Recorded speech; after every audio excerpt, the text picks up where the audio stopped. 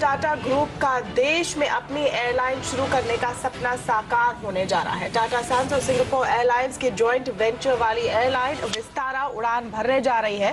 नई एयरलाइन से हवाई यात्रियों को एक नया ऑप्शन मिलने जा रहा है। सुभाष गोयल जी भी हमारे साथ जुड़े हैं, स्वागत है आपका सर। अब तक किस तरह का रिस्पॉन्स आपको नजर आ रहा है विस्तारा के लिए? क्या प्राइस कंपेटिटिव इतनी नहीं नजर आ रही है एयरलाइन इस वक्त, और क्या उसका असर हमें टिकट सेल्स पर दिख रहा है? नहीं, पहले तो जो सिंगापुर एयरलाइंस और टाटा ग्रुप हैं, इन दोनों ग्रुप की रेपुटेशन जो है एविएशन सेक्टर में, टाटा की तो वैसे ही इंडिया के हर प्रोडक्ट में जिस पे भी उन्होंने हाथ डाला है they have excelled. Singapore airlines की वर्ल्ड में बहुत बढ़िया रेपुटेशन है।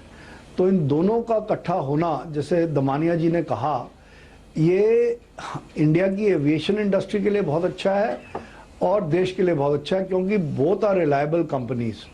नंबर 2, जहाँ तक प्राइजेस का बात है, मैं दमानिया जी से सहमत हूँ कि एक तो लो कॉस्ट कैरियर जो हैं वो तो प्राइस सेंसिटिव मार्केट है, पर जो आदमी फुल सर्विस चाह रहा है उसके लिए मैं समझता हूँ ये जो नई एयरलाइन है वो एक नीश मार्केट है जिसको ये केटर करेगी, और इंटरनेशनल जो बिजनेस ट्रैवलर्स हैं वो भी इसलिए एयरलाइन को प्रेफर करेंगे बिकॉज ऑफ द रिलायबिलिटी।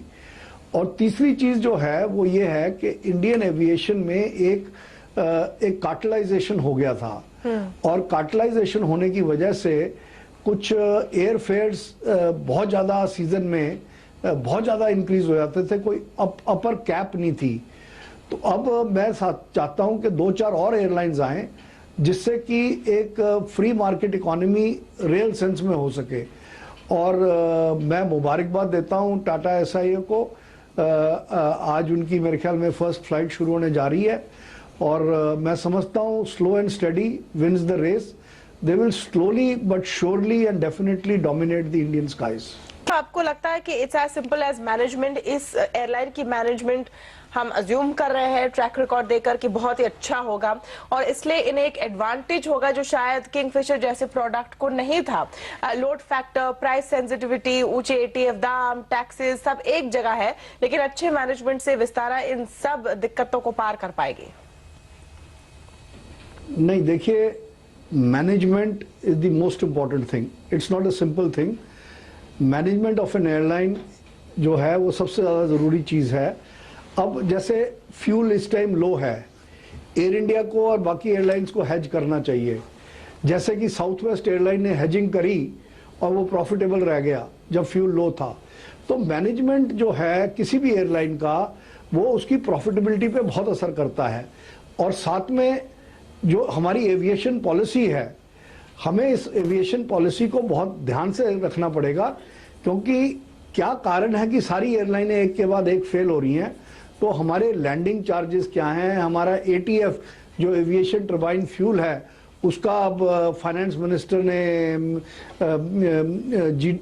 ये गुड्स एंड जीएसटी लागू करेंगे, तो वो लोएस्ट लेवल पे लेके आए ताकि किसी भी एयरलाइन को जो फ्यूल पे टैक्स है वो 3-4% से ज़्यादा ना पड़े।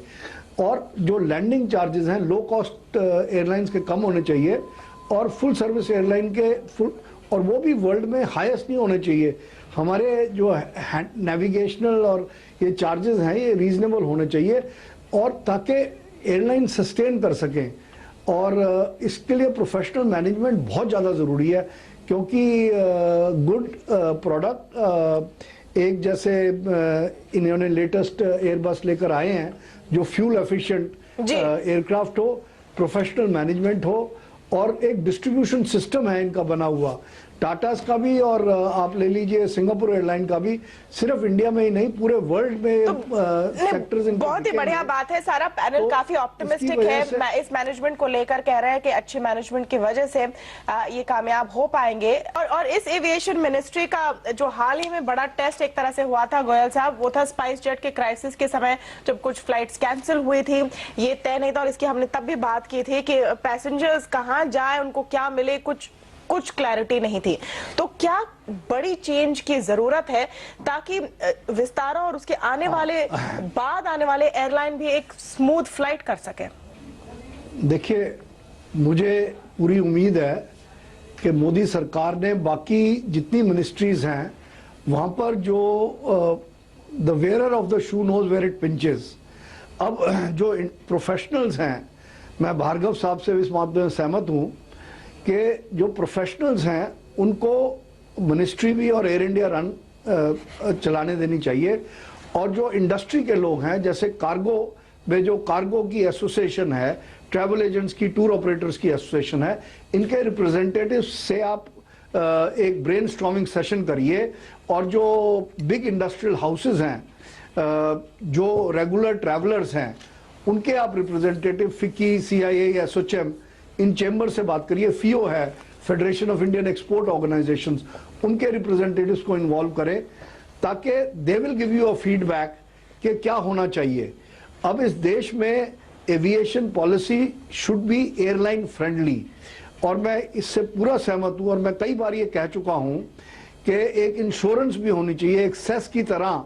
जो आदमी टिकट खरीदे उसका 2% एक इंश्योरेंस में जाना चाहिए, ताकि कोई भी एयरलाइन, जो क्राइसिस अभी हुआ था स्पाइस जेट का, कल को विस्तारा का या किसी भी एयरलाइन का हो, जेट एयरवेज का हो, एयर इंडिया का हो, तो हमारे पास एक फंड हो कि पैसेंजर स्ट्रैंडेड ना हो, जो टूरिस्ट है वो स्ट्रैंडेड ना हो। और इस बात से मैं सहमत नहीं हूं कि एविएशन एक रिस्ट्रिक्टेड होनी चाहिए। मैं चाहता हूं, मैं मानता हूं, कम से कम जिस तरीके से मोदी जी का विजन है, अब ई वीजा हो गया है, इससे हमें उम्मीद है कि ई वीजा से inbound tourism already 7 million cross कर चुका है, जो लास्ट ईयर 6.8 मिलियन था, आज 7.4 मिलियन हो गया दिसंबर तक।